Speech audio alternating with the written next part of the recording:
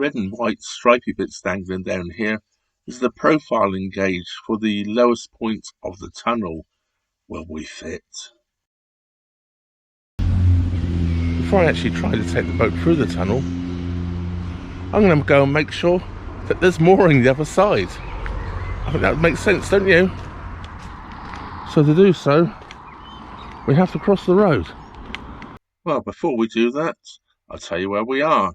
We're at Froghall today, which, as you can see from the map, is basically east of Stoke-on-Trent.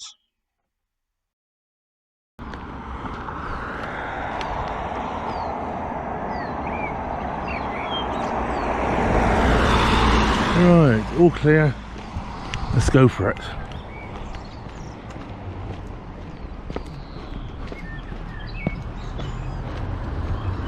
Footpath takes us around the hill. It does make you wonder why they actually built this tunnel. They built a footpath which would have been for the horses to come around the hill. So why didn't they just dig the hill out a little more and put the canal around here as well? I don't know. I would have thought it'd been just as easy to dig the bank away as it was been to put this little short tunnel in. But we have quite a steep embankment here. This was all industrial things like flint mills and all sorts down here at one time. All gone now. Wasteland.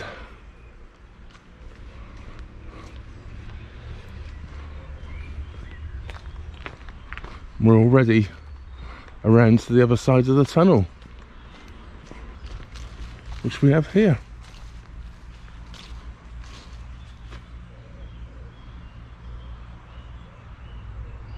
I'm going to carry on walking and have a look in the basin, or the wharf, I think it's called, to see if there's any mooring down there.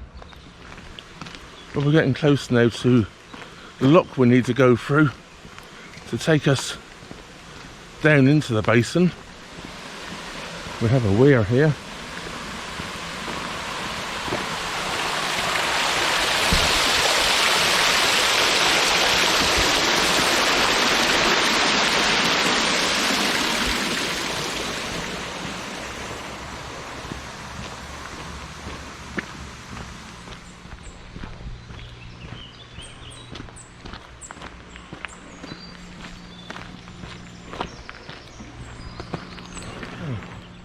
I'm guessing if the basin's full, we could moor here. There's mooring rings along here. Well, I was saying that it's quite narrow here. Not sure if I'd want to moor here, or are these rings just for extra people waiting to go through the lock? I'm not sure. Well, the ducks and geese don't seem to care, do they?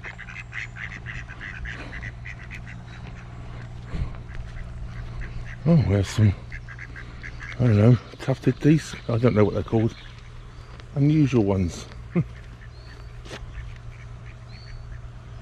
Yeah, not sure what they are. And here we have the lock. I guess the big question is now, does my boat fit through the tunnel? Do I get to use this lock? The lock's empty at the moment.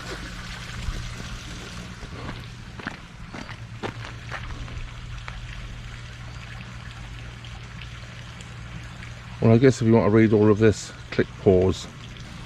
And we use this lock just to come down here into the basin.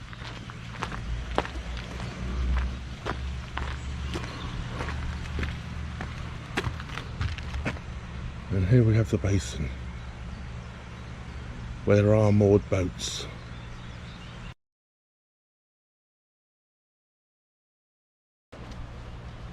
Well, as you can see from this shot, I made it into the basin. That's my boat moored up there.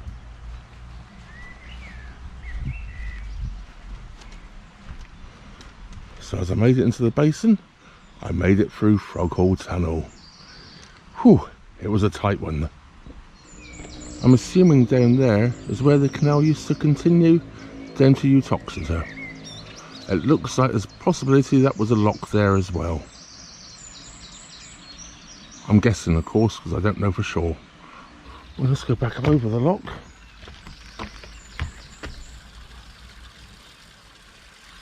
Not much of a leak on that top gate. We have various buildings here. Obviously they were canal related at one time. Stables or something possibly. I don't know, or workshops. I'm just guessing. We do today have toilet facilities and Alsan over here. We have Hetty's tea shop over here. Now you may have noticed there's a boat moored next to me called Just Rosie. Paul and Louise, I think it's Louise, I hope I've got her name right, from that boat yesterday bought me a cup of coffee and a beautiful slice of Bakewell tarts from there. It was delicious. All homemade, I'm guessing.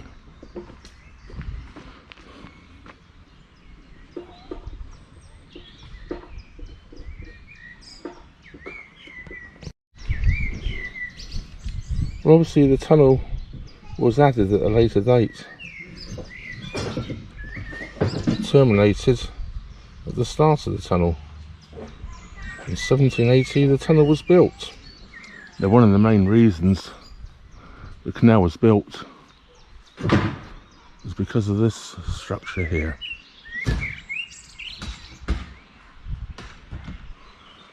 These are lime kilns.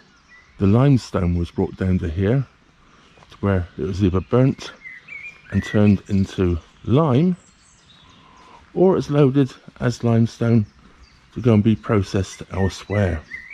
Well, I guess we also walk inside one. I have brought a light with me, so it does illuminate it a little bit. But, I think the batteries are getting a bit flat on it, but I think we can see inside here.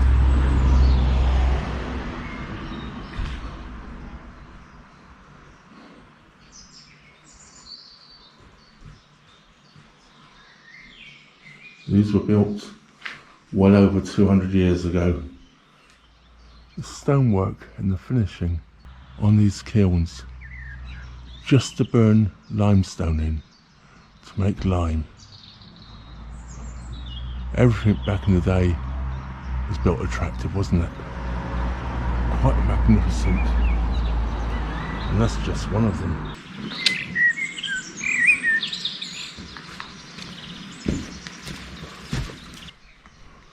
So we have 1, 2, 3, 4, 5 and 6. So there's 6 kilns here. Can you imagine just how dirty, toxic and dangerous it would have been around here back in the day?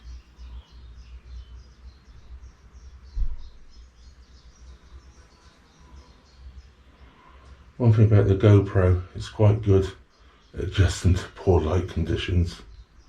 It's quite dark inside here. It's picking up just about enough light to get a decent shot. But it looks like there's a track up to the top. So, of course, me being me, I've got to find my way up here. A very impressive structure, isn't it, all? To burn lime in. Quite amazing. This is the back of it.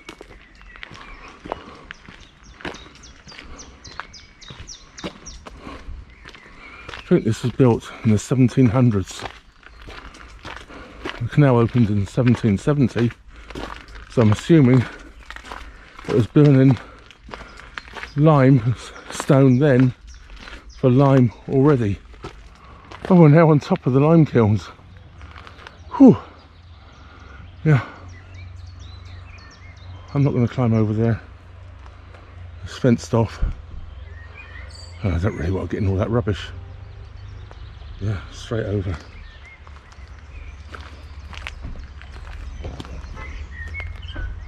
Yes, we were a moment ago. Down there filming.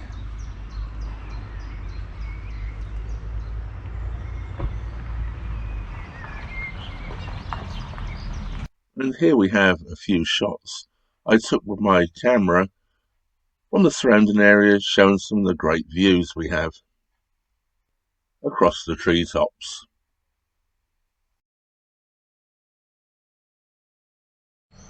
Well, we'll try and take the quicker way back than these stone steps and try not to fall over on the way. But we're carrying cameras and everything else, and the fact that it rained this morning.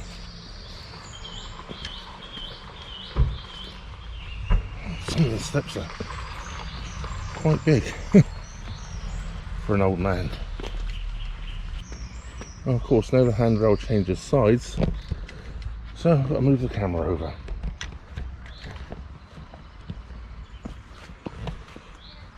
Because I'm holding onto the handrail. They are very slippery in places, and I don't want to fall down.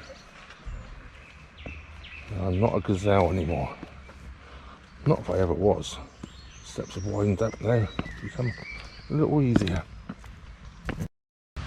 I found some wild garlic at last, and it's gone over. If you come under the bridge next to the last lock, which takes you down to the basin, there's the bridge over there. You can't really come up here, it's very shallow. I can see the bottom, it's very clear. I'm surprised it doesn't say no entry on that bridge. It didn't. I nearly came the wrong way. I've been looking for wild garlic for weeks. And as soon as I find some, it's just a little bit left in flower. Most of it has gone over, and it's pretty much inedible now. Those leaves would be far too tough, they're all going brown and nasty. And this was obviously a loading wharf at one time.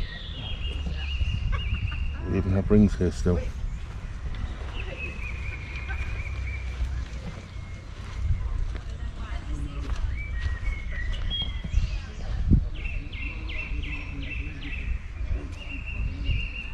Very nice.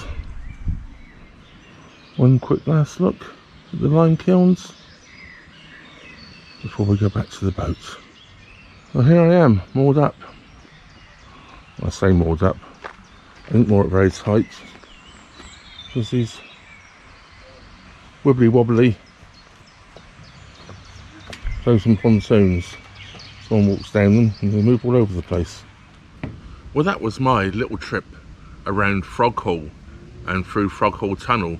Although I didn't actually show you me going through Froghall Tunnel, that will be in a later video.